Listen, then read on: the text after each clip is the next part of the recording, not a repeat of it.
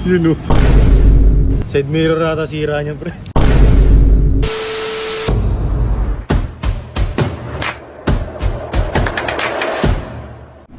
So yo, what's up guys? It's Roll TV here. For tonight's video, dito kami ngayon para sugurin ang aming kaibigan. For tonight's, kasi nga gabi, di ba? Nights, gabi, di ba? Dahil sa hindi inaasahan, biglang hindi na umandar ang kanyang motor. Kaya nga dito kami ngayon to the rescue. Hindi na naka-Honda Civic.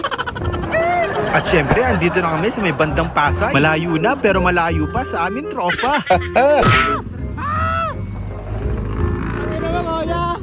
Pagas ka lang pala. At syempre, sa kabilang banda, nagpagas muna ang aming tropa. At syempre, transition din, boom. Andito na kami kaagad sa kinalalagyan ng aming tropa na nasiraan ng motor at hinihintay kami dahil kami ang pinamagali sa buong mundo at Pilipinas. Dahil kung hindi nyo itatanong, kami ang nagayos kay Optimum Pride, pati kay Bumblebee at kay Voltis Spy.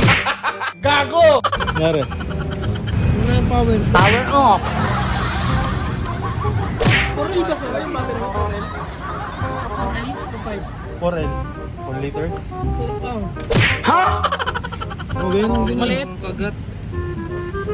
Kaya may sa'yo. Pag dikitin mo ang dalawa, magkikislap. Side mirror ata sira niya, pre. At syempre, nung una, tinignan namin yung battery dahil wala daw tong power. At dahil wala ng power, kinuha muna namin yung battery ni Bumblebee. Este yung battery pala ng motor ko na si Glossy. At syempre, base sa aming pagsisiyasat para umandar ang motor na ito, wala pa rin nangyari at wala pa rin siyang power. Full charge yan, naka-charge yan eh. Type C. Type C ang putik. Ano yung power bank? At syempre, habang ang motor na ito ay aming sinusuri, ginawan ko muna siya ng pinamatinding time-lapse dahil mahaba ang aabutin ang aming pag-aayos para sa motor ng aming tropa. At syempre, kung sa battery ay hindi siya gumana, tinignan naman namin yung mga fuse kung meron siyang mga putol or what. Dahil possible na kapag may isang fuse dyan na naputol, panigurado na hindi aandar ang motor mo. Expert ako dyan, no? Kakanood ko to kay Sir Ben. Baka idol yan. Yes, sir! At syempre, dahil chinek namin lahat at wala namang mga putol ng mga fuse, binalik na namin siya kaagad at hinanap pa mga posibleng problema kung bakit hindi siya naandar. At syempre, sa kabilang banda, habang kami ay pagod na pagod na inaayos ang motor ng aming kaibigan, bigla na lang siya nagpa-soft drinks nang wala kaming kaalam-alam. Grabe ka talaga para sa amin. Isa ka talagang tunay. At sa kabilang banda, andito si Galo. Parang ewan, no? Kung ano-ano ang ginagawa. At syempre, habang sila nag-aayos, kakain muna ako dito. Ano, puro ayos lang. Tapos andito si Aris, panggap po, porkit may nakita lang na soft drinks. Kupal. At syempre, after nyan, wala naman kami nakitang problema sa mga fuse. Kaya ang sunod namin kinuha itong spark plug dahil nakita namin na masyado na siyang sunog at masyado na siyang malayo sa kanyang asawa. Ano daw? At syempre, dahil wala kaming extra spark plug, ginawa na lang namin siya ng paraan. Dahil kung tutusin, medyo okay pa naman siya. Medyo kawawa na nga lang. Kaya ito, kinaskas ni Shen Harris. Tapos andito yung may-ari ng motor. Tawa-tawa ka dyan, ha? Salamat ka, andito yung mga tropa mong tunay at nagmamahal sa'yo ng lubus-lubusan. Kupal na naman, oh. At syempre, lumipas na mga 30 minuto, andito pa rin kami at tinaayos ang motor ng aming kaibigan. Then, after lihain yung spark plug, pinasok na namin kaagad at tinesting namin kung ito ba ay real or fuck. Ito ba'y gagana o hindi? Tignan natin.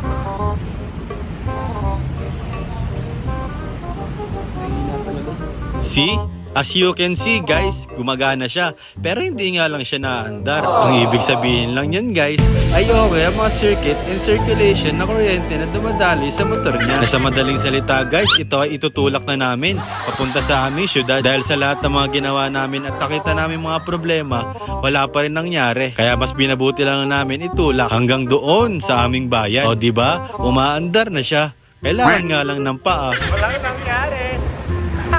At syempre, habang kami ay pauwi na, may puso din naman ako. Kaya hinawakan ko na mabuti yung top box ng aking tropa para siya ay alalayan at hindi siya masemplang. O diba, ganun ako kabuting mamamayan at kaibigan. Sayang, inano mo kanina eh. Dati mo na prenen eh. Hanggang doon na yung sa atin. Hanggang sa atin na yan ah. Hanggang premeno. Parking mo. 360. At syempre, after ng lahat na nangyari, nakauwi na kami dito sa aming bayan. At hindi man namin naayos ang motor ng aming kaibigan. Ang naging aral naman doon is ginawa naman namin yung best namin. para siya ay tulungan at nagbaka sakaling maayos ang kanyang motor. At para naman sa aming kaibigan, ugaliin mo kasing mag-maintenance ng motor kada buwan para hindi ka na nalalagay sa ganyang problema at para hindi ka na rin napapagastos ng pagkain para sa amin. Pero kung ayaw mo, bahala ka sa buhay mo. Oo lang ito. Gago, okay nga lang pre. Ilang pasit ka ito balutin mo? At syempre guys, dito ko natatapusin ang aking video. Kaya pasensya na rin guys sa mga hindi ko pag-upload minsan ng mga video. Sa totoo lang, na-miss ko kayo guys. Kaya maraming salamat pa rin guys sa walang sawang pagsuporta nyo sa akin. Hanggang susunod na aking mga video. Salamat sa pananood. Roll TV here. Peace out. You know.